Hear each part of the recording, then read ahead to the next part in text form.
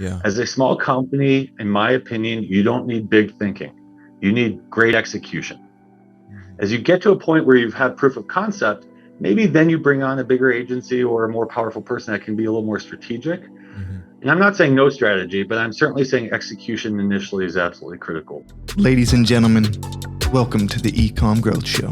Do I say hi now or do I wait? I'm pretty much brain fried at this point. Let's go. All right, ladies and gentlemen, welcome back to the eComm Growth Show with Robby Switzer and Daniel Stafford. Guys, joined with us today is Dustin Finkel, and he is a natural foods and CPG leader. So Dustin started his food career at General Mills, where he led a team to transition Chex cereal to gluten-free, the first national gluten-free product from a multinational CPG.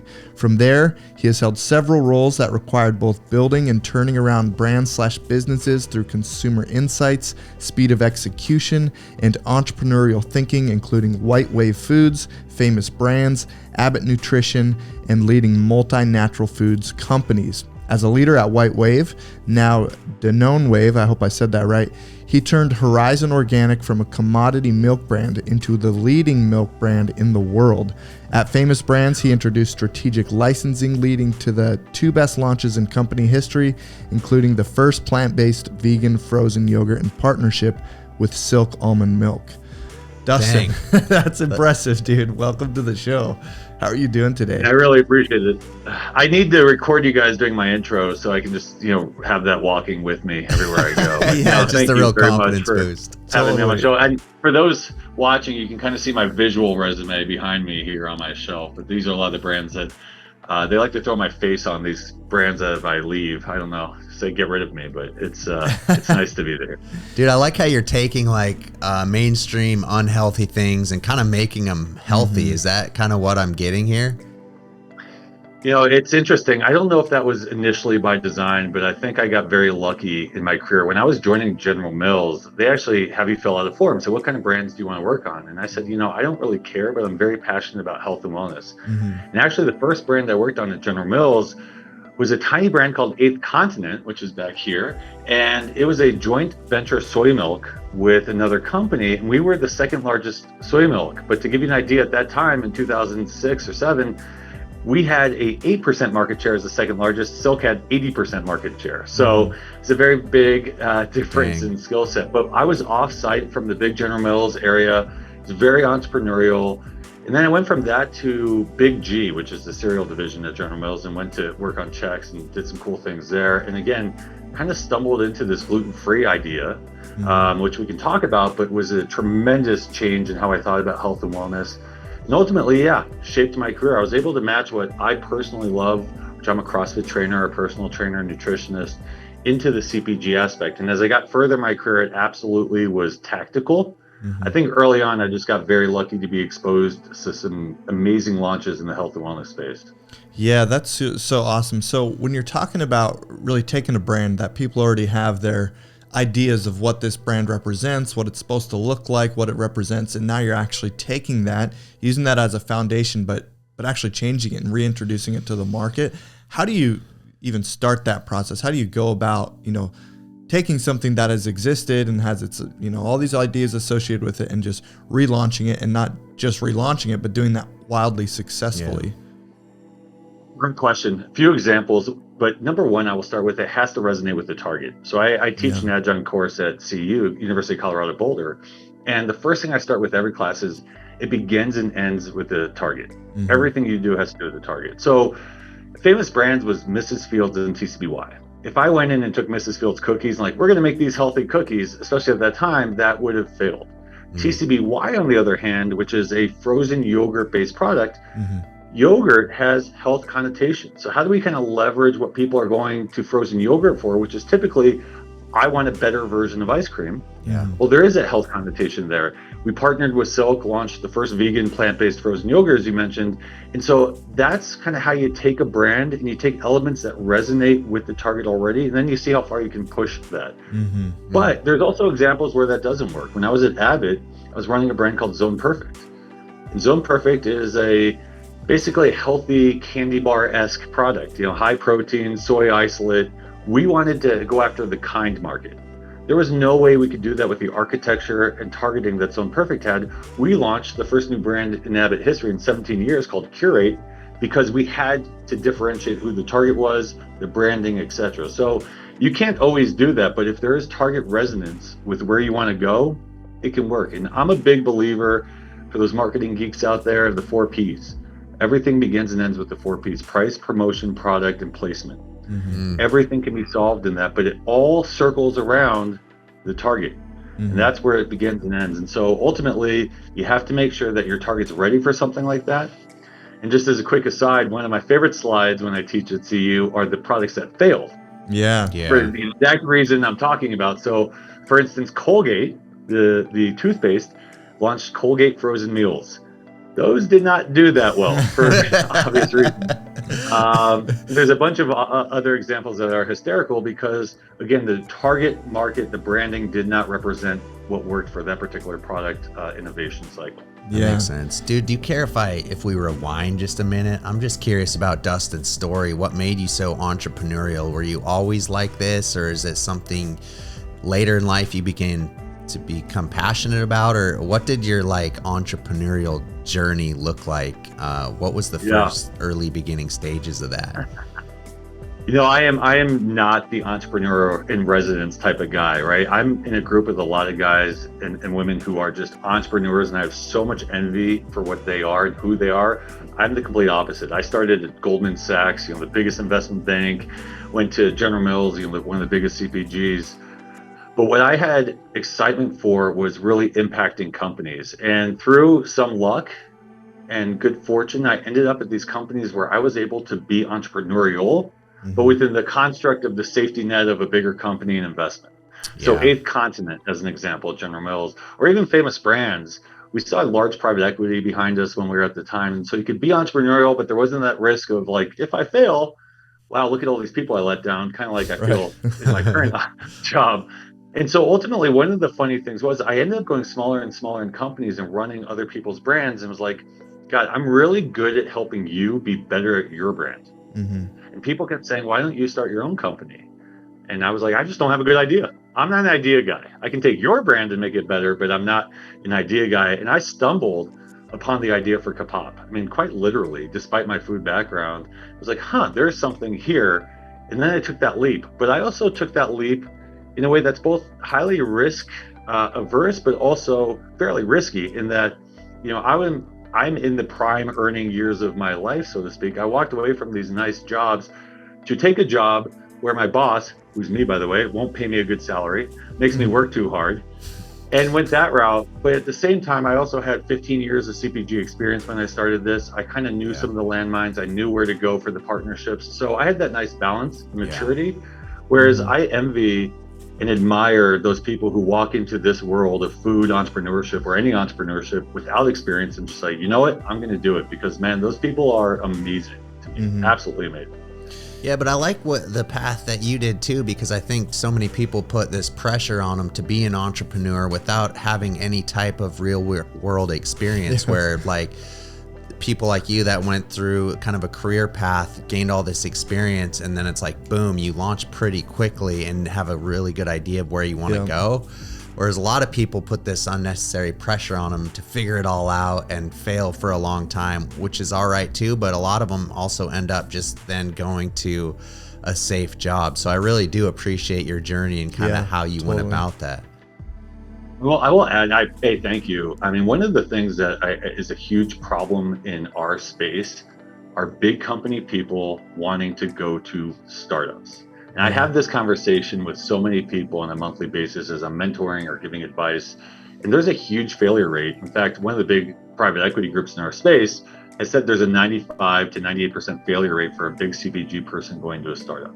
And that's any size startup. Because again, a startup is zero. A startup can be $20 million company. I mean, who defines what a startup really is? Yeah. There's a huge difference. I, again, got lucky in that I went from big to smaller to smaller to smaller to smaller to ultimately starting my own, and really got to see the different tenets of that. And one person gave me advice, and this is one of the best pieces of advice I give to college students, is everyone expects your career to be linear, right? I start here, I graduate college, I go to this job, and we don't expect to stay in the same jobs anymore. That's kind of changed. But I go to this job, I get promoted, I go to the next job, I get promoted, and there's this path upward, where the reality is it looks like this, big crazy circle. And if you look at my resume, on paper, I would argue I have one of the best resumes there is. And I can just tell you why it's amazing and well thought out and great. In actuality, now that I can admit it, in actuality, a lot of it's luck, circumstance, stumbling, getting lucky in that I left a job that I probably shouldn't have left, but stumbled into a good experience. And I've just been very fortunate in that. That's awesome. Dude, that's so awesome. Can I go back into the weeds again? Yeah, you go for it, dude. I'm so excited to be talking to you. And obviously you just have like a ton of super valuable experience, and we want to extract some of that knowledge or some principles. But when you're like envisioning specifically on the marketing side and specifically with online channels, what are some of the biggest pitfalls you see when people are taking a brand to market, and specifically with the nuance of like what's happening online? That's kind of our audience here, is everybody's kind of really amplifying the e-commerce side of their brand. So what are some of the biggest pitfalls you see with people taking brands to market? And I'm a perfect case study for this because, I grew up in retail brick and mortar CPG, right? So that was my experience and expertise. And it still is to a certain degree. I have to really surround myself with experts in e-comm. But I've learned quite a bit through a consistent level of failure and mistakes. You talk about the learnings I had, that's brick and mortar, launching, marketing, all that kind of stuff. But going into e-comm is very, very challenging. But before I go into specifics, I think it's important to talk about how the landscape has changed. And I have really strong beliefs about that. Ultimately, people were going and growing shopping experiences for food, especially, but other CPG online. Amazon, it's actually one of the fastest growing categories ever on Amazon. You see it with people's Shopify sites, you see box companies, you see so many different aspects to buy. And that was growing. But then this thing, I don't know if you heard about it, called COVID happened, and it completely changed the landscape. And what I mean by that is it changed the adoption curve. So I believe people who would have never, or maybe in 10 years, gone to things like Instacart, Amazon to buy food, website, started doing that because either they were forced to or felt more comfortable to because of the COVID situation and not wanting to leave the house. And that has significantly changed the adoption cycle of online shopping, online adoption, and frankly, how much more difficult it is for smaller companies to get noticed. Instacart is built for big CPG companies. Brick and click, where you buy it from a Kroger type of product and drive there and pick it up, built for big CPG companies. How are companies like mine discovered? They're discovered through shopping, demos, trial, things like that. That's gone away or is minimized compared to where it used to be. So the importance of e-comm was always growing, and then it went through, rocket level growth because of COVID. So that really did fundamentally change how we all experienced and grow on e-comm. Prior to March 2020, I would say 50% of my marketing spend was online and 50% of it was brick and mortar, demos, things like that. And now it's probably 70-80% of my marketing spend is online channels. Wow. And so the things I learned, now going back to, I think that was just an important setup. To go back to the tactical things I learned is, number one, Amazon is one of the most challenging areas to understand and execute upon. And what I mean by that is it's constantly evolving, and there's all these rules of the trade, and it's a full-time business. When I first got on, I had this arrogance maybe, or lack of understanding, where I thought Amazon was this, put it on Amazon, it's going to sell. It's a full-time job. And whether you bring that job in-house or you outsource it, it's a full-time job, and it's absolutely critical. It's the number one marketing vehicle you're going to have as a small company, in my opinion, bar none. And so as you think about marketing on there, efficiency, getting set up correctly, there's so many aspects to selling online that people don't think about. I sell air, basically. I'm shipping air around the country. And one thing I didn't think about was dimensional weight versus real weight. The impact of that. So we had to, after launch, change our corrugate size to go down a 1/2 inch, which would save us about 20% of our Amazon fees. Wow. The other implication, if you're under $15 versus over $15, significantly different fees from Amazon. Mm-hmm. And all of these things you learn over time, but if you can have someone that's really expert at understanding those areas right up front, you're going to save yourself literally thousands and thousands of dollars of mistakes. Mm-hmm. Now, finding the right person has proven to be the hardest thing, I would say, in the Amazon space, Yeah. in that it's constantly changing, it's relatively new, and there's a lot of claimed experts out there. And so just like anything else, I think this is an area of finding people who have done it for others and really understanding what you're getting and who you need at different times. Yeah. As a small company, in my opinion, you don't need big thinking. You need great execution. As you get to a point where you've had proof of concept, maybe then you bring on a bigger agency or a more powerful person that can be a little more strategic. Mm-hmm. And I'm not saying no strategy, but I'm certainly saying execution initially is absolutely critical. Making sure you're in stock, making sure you have the right case weights, making sure you're set up correctly, make sure your ads are running, all of those things. So that's kind of the Amazon bucket. Mm-hmm. Moving on to Shopify or your website or whatever platform, most people use Shopify these days. Mm-hmm. The benefit of your website is pure and simple, which is getting customers information. Mm-hmm. And the funny thing that maybe I'm older, but I would think because I was older, I wouldn't have the same opinion. It blows me away by how powerful email marketing still is. Yeah, totally. Absolutely blows me away. Yeah. I mean, when I first started my own company, I'm like, there's no way people respond to emails. I mean, I get, 50, 500 a day. Like, how are anyone responding to this? Totally. It's by far one of the best investments you can make from a digital marketing perspective. Yeah. And the reactions, the integration, the relationships are tremendous. And I still to this day don't get it, but who cares? It works. And people really respond to it. And so really understanding your email flows. So, and I hope I'm not getting too tactical here, but things like if you're using Klaviyo or any of the different email platforms, you really want to make sure your email flows are correct. When are you sending them? What triggers an email? How often are you sending these emails? What are they saying? How are they ordered? Making sure you're doing A/B testing to really understand your audience is so critical. So ultimately, these are the most important areas to really focus on, in my opinion. The final thing I would say is, this is my opinion, right? There's this huge idea of Instagram and influencers. We have found that social media is very difficult to crack the nut because A, they're constantly changing, Mm-hmm. and B, there's so much competition. And yes, if you can get, Kendall Jenner or anyone to, talk about your product, awesome. But, the influencer market hasn't proven to be very effective for us versus really making sure that we get it in people's hands. They review, they're positive, they share it with their friends. So very long-winded answer, but I hope I gave some context. No, dude, there's a ton of value in there. I love it because it's actually so opposite of what a lot of people say. Everyone says go to social media, go to paid social, go to influencers. But I love just like your whole tidbit on, just proper execution at the beginning is going to be your biggest leverage point. Yeah, it's really good stuff, dude. Yeah, I have a question too. We get this question a lot, and I'm just curious how you view this. Do you have a percentage of budget that you allocate towards paid, meaning whether it's Google, social media, whatever paid marketing is for you? Do you have a percentage you like to allocate towards that? And as you grow, that percentage grows, or how do you look at that?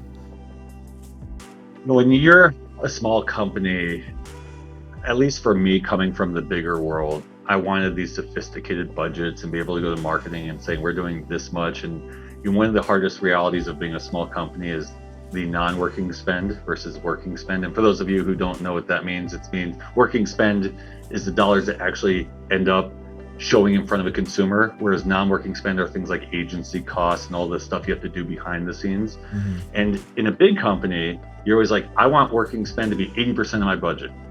Well, a small company, non-working is like 80% of your budget, right? Because of just size of business and size of prize. Point, yeah. So it's really hard to allocate specific dollars, but what we try and do is follow what's working.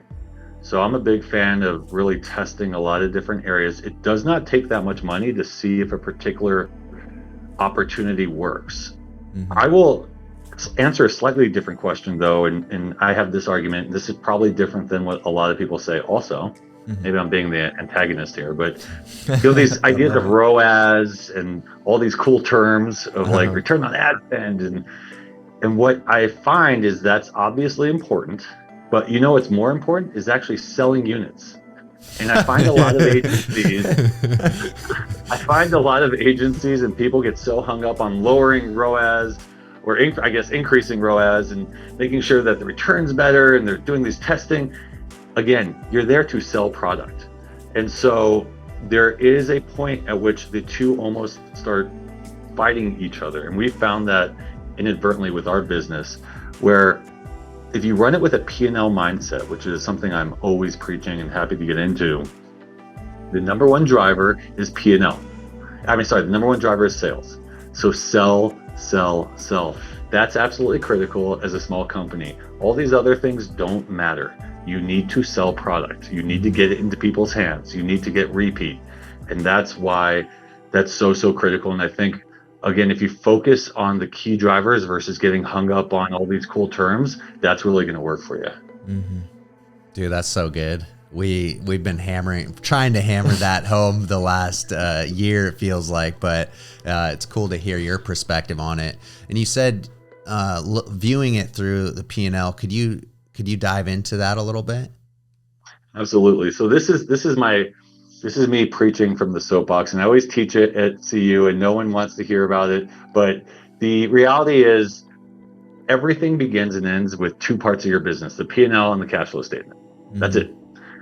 Balance sheet's important, I guess, but not really. And all these other aspects don't really matter. Cash flow is important because guess what? News alert, if you run out of cash, you're out of business. So, hey, pay attention to that stuff. But if you look at your P&L, it tells every bit of the story you could possibly want. So let's start at the top, and I'm not going to give you the full hour lecture, but let's start at the top, which is sales. Yeah. Sales bring money into the company, right? Yeah. And so if that number is not going in the right direction, there's a lot of areas to search. That's actually where the 4 Ps make probably the most impact, is on the sales line. But it tells a story. So you break out your sales by eComm, wholesale, retail, Amazon, Shopify, however you want to break it up, but make sure you can understand the trends that are driving your business forward. The next bucket, trade, which is all the discounts that you're putting into your business.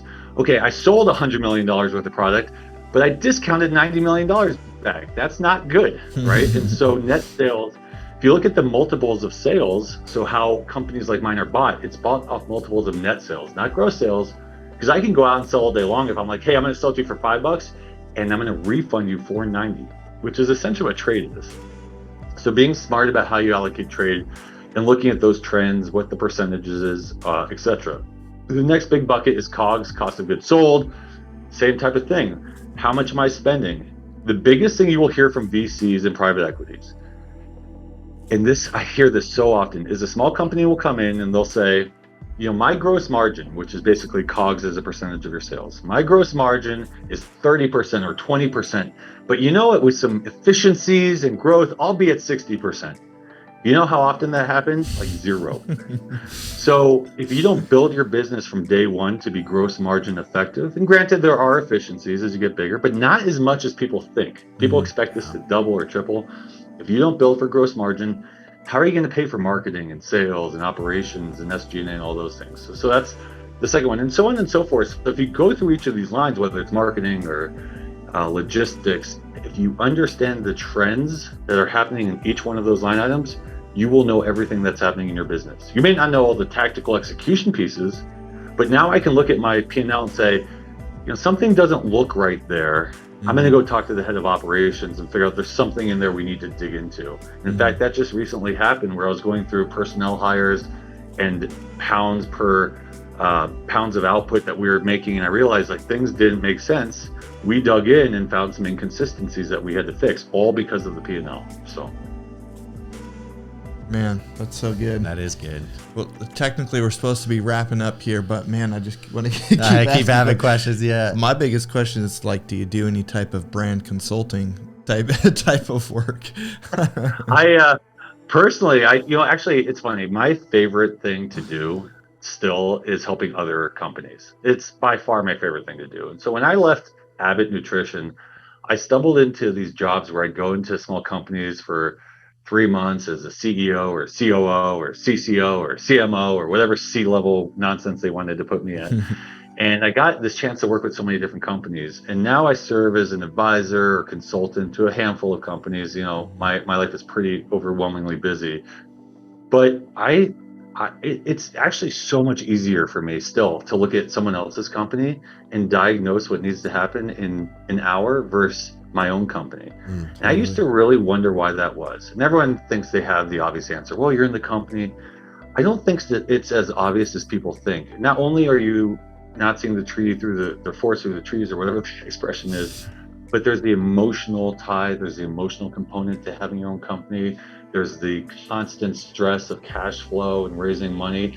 There's so many distractions that prevent me from approaching my company the same way I could approach your company. And so I get a lot of joy. And the second reason, it's a bit more altruistic, I guess, which is I was so fortunate to have so many people help me along the way. And what I will tell you about the Boulder, at least the Boulder natural foods world, and I think this extends to Chicago and some other places, is that everyone is so willing to help everyone. And so I had so much help getting to where I'm at today that this is my way of kind of quote unquote giving back. Even teaching at CU, because trust me, it does not pay well and it takes up a lot of time. Yeah. So I really do enjoy the opportunity to give back and try and teach people what has helped me and my company be successful. And I really, really enjoy doing that. Yeah, man. Well, I feel like just so grateful. This has been an amazing chat, and just so much insights and knowledge and just wisdom, from your experience. So thank you so much for sharing that with us. And how can the audience reciprocate some value back to you? Is there anywhere they can go purchase your products, or what's the best way for people to get in touch with you? I'll give you the same spiel when I'm demoing, which I still love to do, by the way. And as an aside, best way to learn about your business is by demoing. But people will say, like, good luck. And I'm like, you know what will help my luck? By you buying more of my product. I will tell your audience the same thing. You can find us at kapopsnacks.com. My other brand that we now have is Bubba's Fine Foods, or bubbasfoods.com, which is a keto, grain-free, paleo, granolas and snack mixes, and freaking awesome. And if you need co-manufacturing, we do Awakened Food Crafters as well, which is, I believe, awakenedfoodcrafters.com. So, love to help. And if anyone has questions, I'm more than happy to help reach out and give back. And I appreciate the opportunity to join you guys. Yeah, man. Thank you so much. Thanks for joining. All right, ladies and gentlemen, if you enjoyed what you heard today, definitely go buy some products from Dustin, and then rate, review, subscribe to the podcast, share it with somebody, and we'll catch you next time. See you guys.